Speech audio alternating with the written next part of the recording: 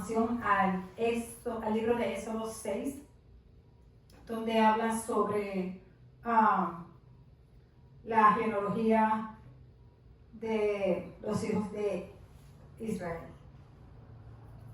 La genealogía tiene un propósito en la Biblia. Es importante que nosotros leamos también las genealogías, aunque muchas veces pensamos que es un poco aburrido leer tantos nombres, pero tienen un propósito de estar en la Biblia. Y esta genealogía en el libro de Éxodo 6 nos deja saber quién engendró a quién y el propósito. Entonces, es muy interesante y lo vamos a descubrir esos propósitos aquí en la Biblia hoy en este estudio del libro de Éxodo. Bueno, vamos a orar para dar inicio a esta continuación del Éxodo 6. Padre, gracias por esta nueva oportunidad de estar nuevamente estudiando tu palabra. Gracias, Señor, porque sé que tienes un propósito con nosotros, Padre, y por eso nos estás llevando a través de estos estudios, Señor. Ayúdanos, Padre, a que podamos entenderlos, comprenderlos, Padre, que lo veamos con tu sabiduría. Que quitemos toda sabiduría humana, Señor, y que dejemos que tu Espíritu Santo ministre a nuestra vida, a nuestro espíritu, a través de tu palabra. En el nombre poderoso de Cristo Jesús, he orado a ti, confiando que tu Espíritu Santo me acompañará a través de este tiempo en el estudio de tu santa y bendita palabra. Amén, amén.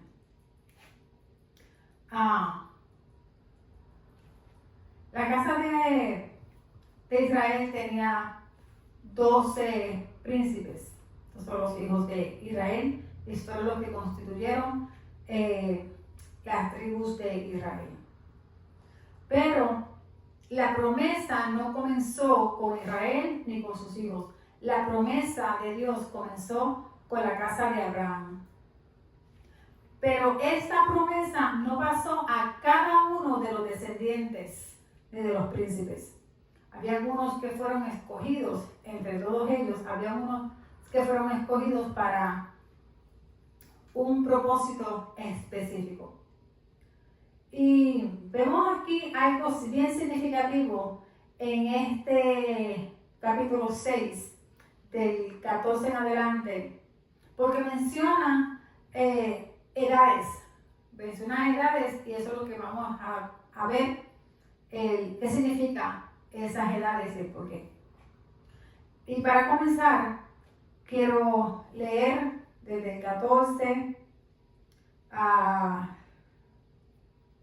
maybe hasta el 17, pero vamos a leer y después ya decidiré si me detengo y seguimos. Estos son los jefes de las familias de sus padres, los hijos de Rubén, el primogénito de Israel, Hanoc, Falú, Hezrón y Carmí. Estas son las familias de Rubén. Los hijos de Simeón, Jemuel, Jamín, Ohad, Jaquín, Zohar y Saúl, hijo de una cananea. Vemos aquí que claramente que Simeón no siguió las instrucciones de no coger mujer extranjera. Vemos que aquí la palabra de Dios dice que se casó con una cananea y que tuvo un hijo y le puso el nombre Saúl. Este Saúl no es el mismo que hablamos como el rey de Israel, no es el mismo Saúl, no es el rey de Saúl. Entonces,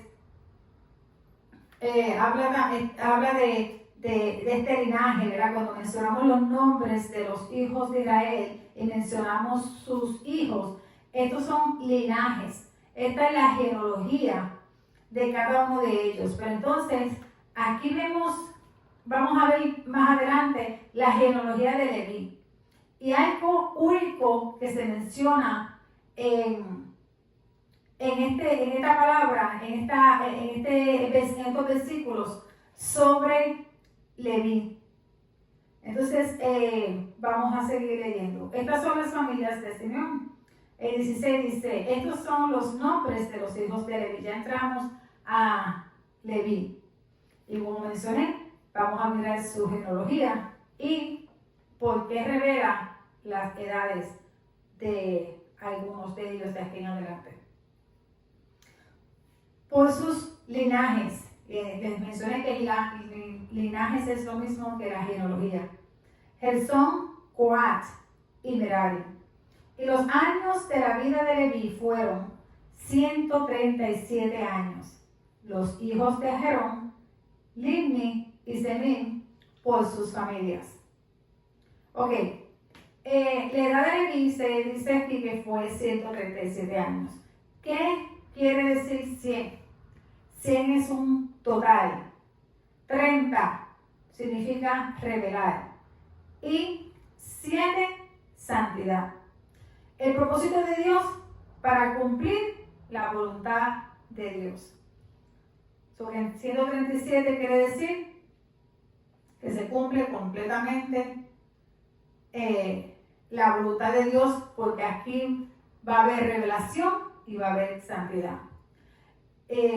Entonces dice que también menciona aquí también a Coat, y más adelante vamos a mencionar nuevamente a Coat.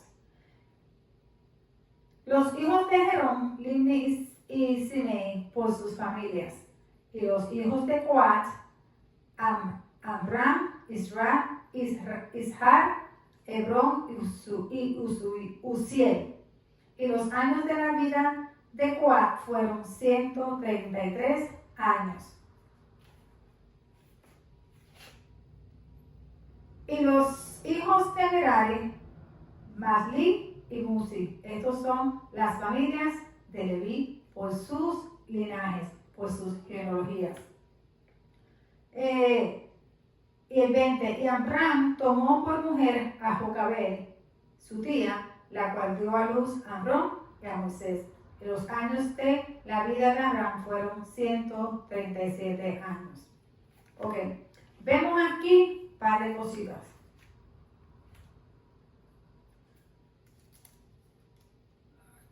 ¿Por qué aquí hay 40? Ok, desde que empezamos a leer hasta que vamos a finalizar con el número 30, se van a mencionar aquí 40 hombres. Y sabemos que el número 40 en la Biblia es muy significativo. Para dar algunos ejemplos, los 40 días de ayuno de Jesús, los 40 días que pasó en el desierto, las tablas, los 40 años en el desierto para llegar a tierra prometida, los 40 días que caminó Jesús de la tierra después de la resurrección, diluvio. O sea, estos son algunos ejemplos de donde se menciona el número 40. Leví, cuando llegamos a Leví ocupa el número 13 de sus hermanos. ¿Y por qué el número 13? Porque aquí incluye los hijos de Israel junto a Dios. Son 12 hijos, pero junto a Dios hace el número 13. Y Leví ocupa la posición número 13, que significa la unidad, la cohesión de los 12 príncipes, más la unidad de Dios con ellos. Esto significa el número 13. Cuando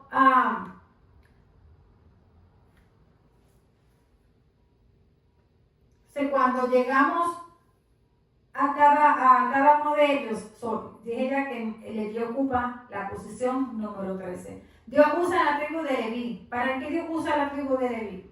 Para manifestar a través de la tribu de Leví su propósito. Entonces también aquí le dije que iba a mencionar a Coat. ¿Por qué Coat está aquí siendo enfatizado? ¿Por qué se menciona la edad de él y no la edad de los demás hijos? Menciona la edad de 133 años. ¿Y qué significa esto? Ya mencioné que 100 es plenitud, es total. 3 revela algo y lo dice 2 veces. Revela algo 2 veces. Cuando Dios menciona 2 veces o más, es porque es muy importante. Aquí dice 133 años de edad de Coat. Plenitud 100, 3 revela algo y vuelve otra vez a revelar algo. ¿Qué Dios quiere revelar?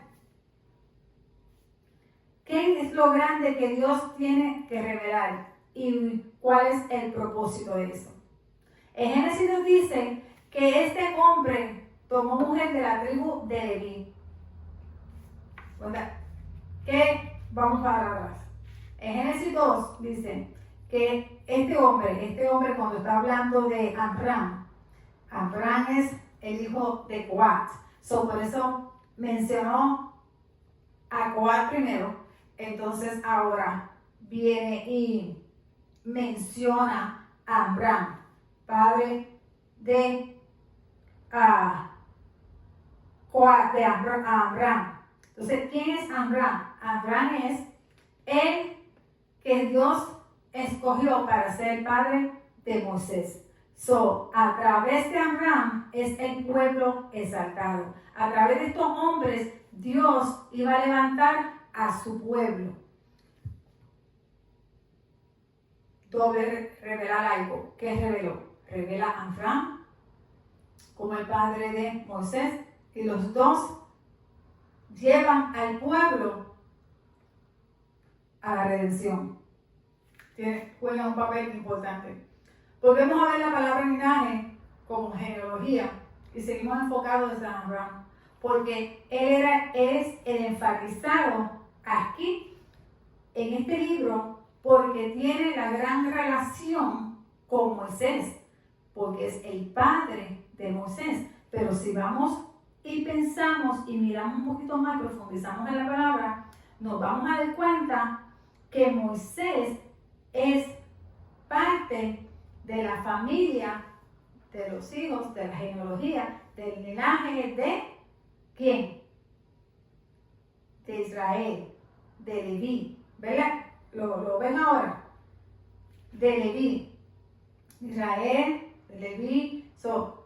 Amram es de la tribu de los levitas. Eso ya lo habíamos estudiado en Génesis. Es de la tribu de los levitas. Y su esposa viene también de la tribu de los levitas, porque aquí vemos más adelante quién es su esposa. Amram murió a los 137 años, con la misma edad de Leví.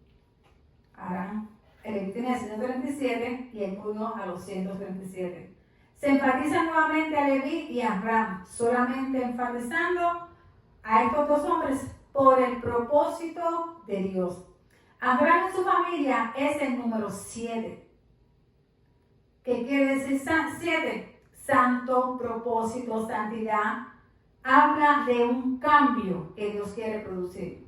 Dios quiere producir un cambio en el pueblo de Israel a través de Amram. Porque a través de Amram llega Moisés. Y Moisés es el que Dios escoge para ser el líder de sacar el pueblo de Israel, de Egipto, perdón. Dios quiere traer la redención. Y trae la redención a través del linaje de Leví. Y con esto traerá la santidad a Amram. En esta genealogía Moisés es el número 26. Y en hebreo esto quiere decir que Moisés es el redentor. Esto ya yo lo he mencionado muchísimas veces y yo espero que nunca se lo olvide que Moisés fue el primer redentor antes de Cristo. Porque está implicado a una relación de pacto, trayendo un cambio de Dios para el pueblo de Israel. ¿Por qué implicado en una relación de pacto? Porque como mencioné al principio cuando entramos aquí en el 6, el pacto fue con Abraham, pero no se cumple el pacto, no finaliza el pacto con Abraham, sino que el pacto continúa y ya estamos en la genealogía de Moisés, donde usó a la tribu de Leví y a su linaje, que es sus hijos, y de ahí salen sus nietos, sale Coat, como hijo sale Amram, que es el que estamos hablando, y Amram se casó con Jocabed, que era su tía, y de ahí tiene a su hijo Moisés. ¿Por qué dice? Entonces, déjame leer esto aquí primero. Y los hijos de Merari y Y el 19, los hijos de Merari, Malí y Musi, estos son las familias de Leví por sus linajes. 20, y Amram tomó por mujer a Jocabed. Y Amram tomó por mujer a Jocabed, su tía, la cual dio a luz a Aarón y a Moisés. Y los años de vida de Amram fueron 137 años. Los hijos de Sar, Coré, Nefer y Sirri, y los hijos de Uziel, Misael, Esafán, Sitri, y tomó a Aarón por mujer a Elizabeth, hija de Aminadab, hermana de Nazón, la cual dio a luz a Nadab, a Abiú, Eleazar e Itamar. Los hijos de Coré, Asir, Elcana y Abiasaf. Estos son la familia de los coreitas. Y Eleazar dijo a Aarón, tomó por sí mujer de las hijas de Rubiel, la cual dio a luz a Fines. Y estos son los jefes de los padres de los levitas por sus familias. Este es aquel Aarón y aquel Moisés, a los cuales Jehová dijo, sacad a los hijos de Israel de la tierra de Egipto por sus ejércitos. Estos son los que hablaron a Faraón, rey de Egipto, para sacar de Egipto a los hijos de Israel. Moisés y Aarón fueron estos. Cuando Jehová habló a Moisés de la tierra de Egipto, entonces Jehová habló a Moisés diciendo, yo soy Jehová. Di a Faraón, rey de Egipto, todas las cosas que yo te digo a ti. Y Moisés respondió delante de Jehová, he aquí, yo soy torpe de labios, ¿cómo pues me ha de oír Faraón? Que termine de leer, ahora vamos a desarrollar. Cuando dice aquí, le mencioné que iba después más adelante a hablar de Coré y de Nazón. Pero vamos a desarrollar un poquito más y después termino con eso. El 28 enfatiza sobre cuando Jehová habló a Moisés de la tierra de Egipto. Vuelve a enfatizar esto, dándonos claramente a entender a nosotros que Dios habló con Moisés para darle unas instrucciones y le trae esta palabra a Moisés para que Moisés comenzara a moverse en lo que Dios le había mandado a decir. Dice la palabra de Dios aquí que son ejércitos. Dios le pone a ellos el nombre de ejércitos, se le llama a los tribus, porque ellos entrarían en una guerra espiritual. Y nosotros somos ejército de Dios. ¿Por qué somos soldados del ejército de Dios? Porque nosotros entramos en guerras espirituales. Cuando venimos a Dios nos enfrentamos a una guerra espiritual, y a la guerra lo único que van son los ejércitos, no va cualquier persona. A la guerra van ejércitos, van soldados. Nosotros somos esos soldados de Dios. Estos que hablaron al faraón, que aquí resalta, estos son los que hablaron al faraón, son los que vienen. Estos dos hombres que vienen del linaje de la tribu de Leví, que vienen con un propósito marcado para esta asignación que Dios les ha dado, que es sacar el pueblo de Israel para llevarlo a la redención. Moisés y Aarón. ¿Por qué se le enfatiza a Moisés? Se le enfatiza a Moisés para recordar que aunque los dos eran importantes en este proyecto, en esta asignación, en esta encomienda, Moisés era el líder, no Aarón. Moisés era el que Dios habló directamente con él. A Moisés fue que se dieron todas las instrucciones. Estaba personificando, y Moisés estaría personificando a Dios. No que Moisés era Dios, pero estaría personificando a Dios. Él iba a ir con la autoridad de Dios. Cuando Dios manda a un ministro delante para un trabajo, este ministro va personificando a Dios. ¿Por qué va personificando a Dios? Porque va con una encomienda, va con una autoridad que Dios ha depositado sobre ese ministro para ir a ejercer esa asignación que Dios le dio. Por eso es que dice la palabra que Dios debe ir siempre con nosotros a cualquier lugar que nosotros vayamos, especialmente si vamos a hacer un trabajo que Dios nos ha enviado a hacer, porque Él va a darnos la autoridad. Dios iba a continuar hablándole a Moisés. Dios iba a continuar dándole palabra a Moisés, palabra de Dios, para que él le diera al faraón. Y podemos ver que Moisés está aquí como profeta de Dios, porque es decir, va con palabra de Dios, va con la autoridad de Dios, va a hablar lo que Dios le está dando, es un profeta. Él llega como profeta de Dios, porque va con palabra de Dios donde el faraón. O dice, yo soy el Señor, la soberanía de Dios. Cuando dice, yo soy el Señor, le está diciendo la soberanía de Dios. Yo soy el amo del universo. Está hablando de todo su dominio. Cuando Dios se expresa de esa forma, yo soy el Señor, yo soy. Está hablando de toda su soberanía, de todo el dominio que tiene sobre absolutamente todo. Yo soy el dueño del universo. Todo, al decirle esto al faraón, le está comunicando al faraón que el Dios que está conmigo es un Dios que está por encima de ti, por encima de tus dioses. Es el Dios que tiene el poder del universo completo. Entonces, vuelve Moisés a decirle a Dios, vuelve Moisés aquí a decirle a Dios, yo soy torpe de habla. Yo no puedo hablar. Pero lo que quiere decir es que él todavía no se sentía listo. Se sentía todavía con labios incircuncisos, con labios pecadores, soy pecador, de labios de pecador, labios incursisos. Incursiso quiere decir una persona que todavía no se ha quitado el pecado del corazón. Es lo que le quiere decir Moisés a Dios en estos versículos cuando le dice que soy torpe de labios. Dice también la palabra del Señor que se niega nuevamente.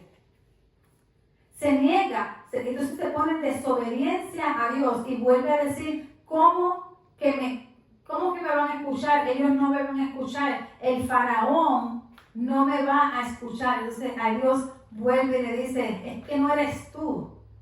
Vuelve a olvidar que era Dios el que iba a ir con él, que iba a ser Dios, porque Dios claramente le dijo, dirás, yo pondré palabras en tu boca y tú dirás todo lo que yo quiero que tú digas.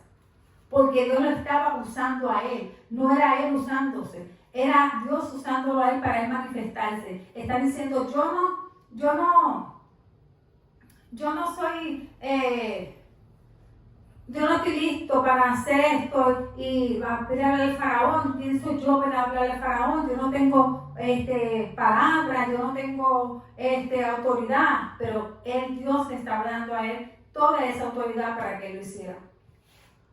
Y Dios ahí mismo iba no solamente a hacer un cambio en el pueblo de Israel, pero también Dios estaba haciendo un cambio en la vida de Moisés.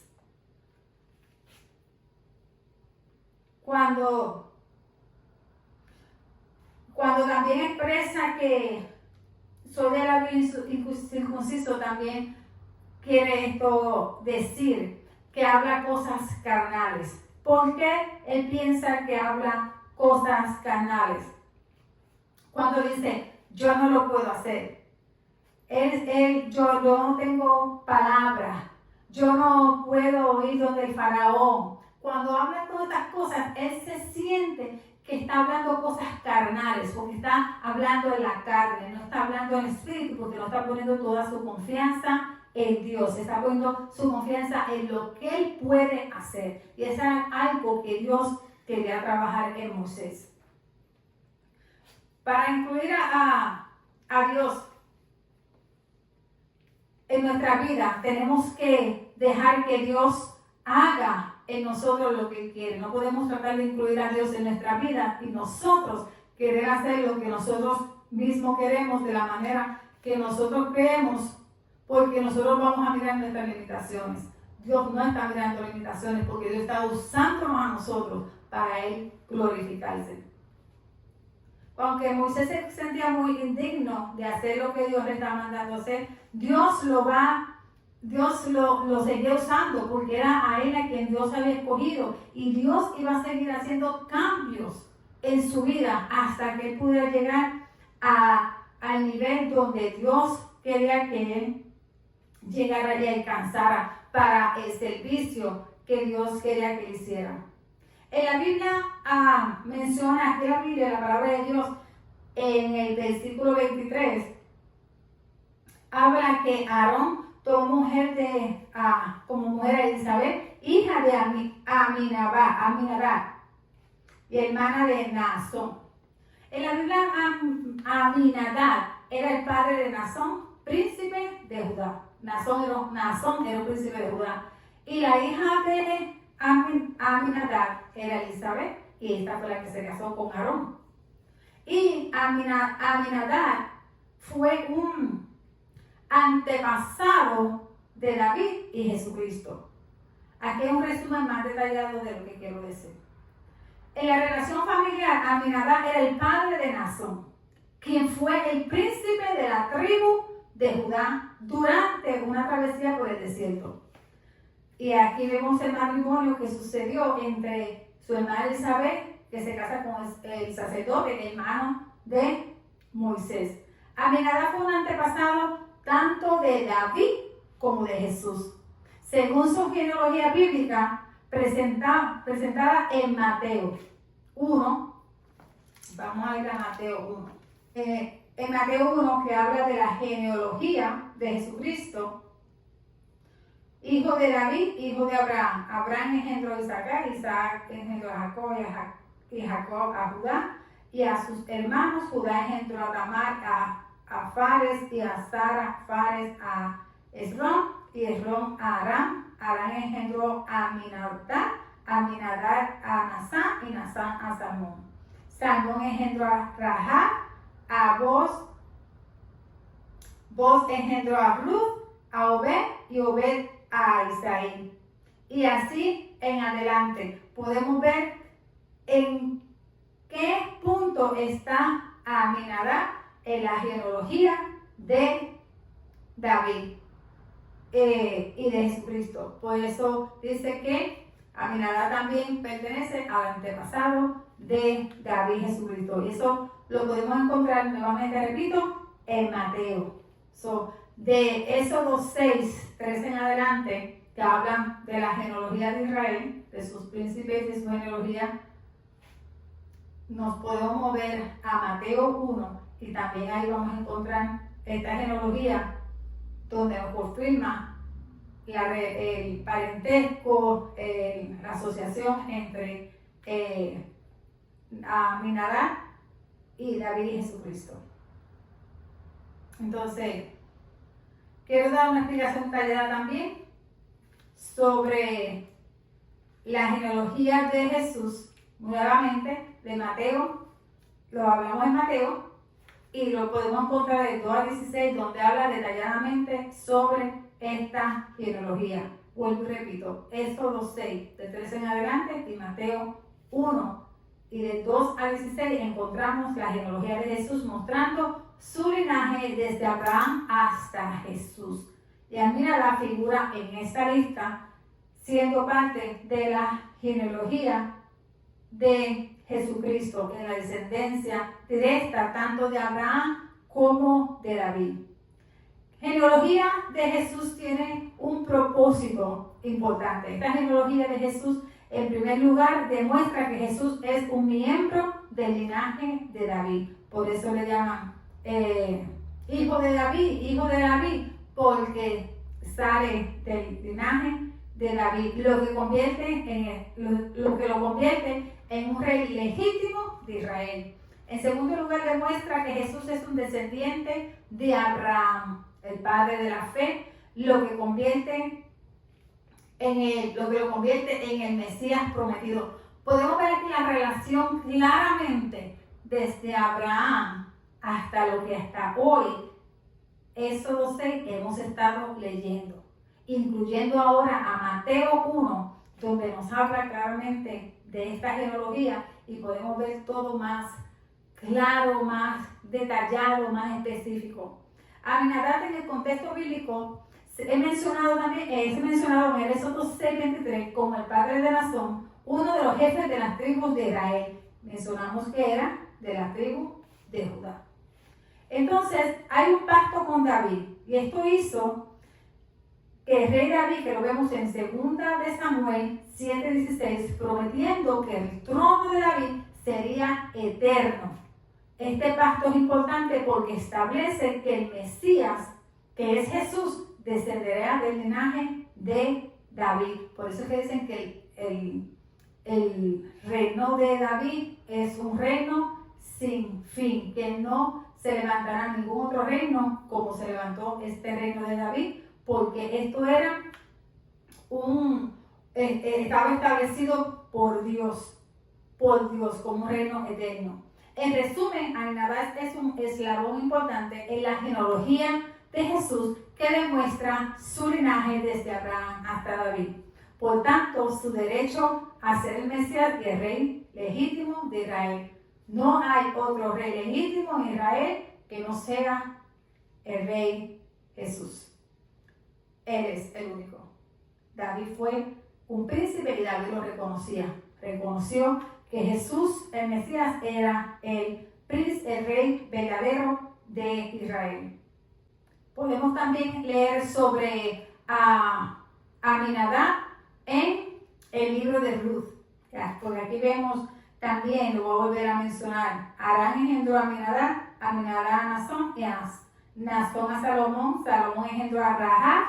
Sabemos quién es Rahab, y si no, vayan atrás en estos libros de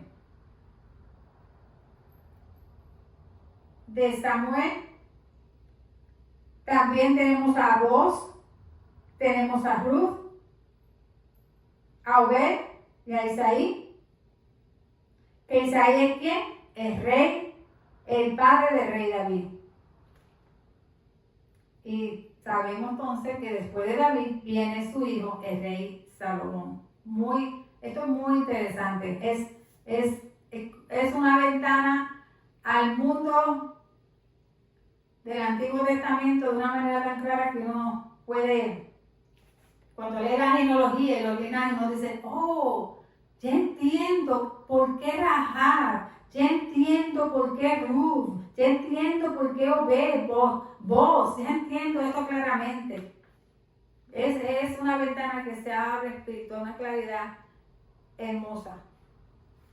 La Biblia habla de 3 hombres llamados Aminadab. Las escrituras nos proporcionan mucha información sobre ninguno de estos 3, pero podemos deducir ciertamente del texto del Aminadab que estamos hablando, que es parte del linaje de Jesús.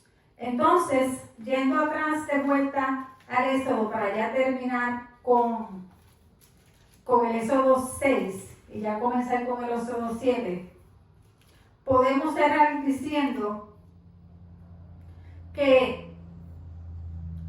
aunque Moisés se consideraba un hombre torpe a hablar, incircunciso de labios y digno de hablar lo que Dios quería, esto también es muy hermoso entenderlo porque vemos en la humildad de Moisés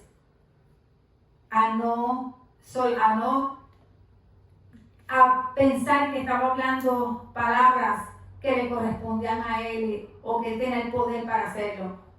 Hoy día era la reverencia, el respeto. Hoy día no hay esa reverencia, no hay ese respeto. Es bien fácil decir por ahí, el Señor dice así, el Señor te dice, o el Señor me dijo, o el Señor me habló y me dijo que te dijera. Muchas veces esos son el ser humano hablando, la carne hablando, las emociones hablando, y Dios no hablaba o no ha hablado. Pero aquí vemos como Moisés, él sentía que no era digno de hablar lo que Dios estaba hablándole a él para el rey. Pero la semana que viene les voy a hablar un poquito sobre quién era Coré. ¿Quién era Coré?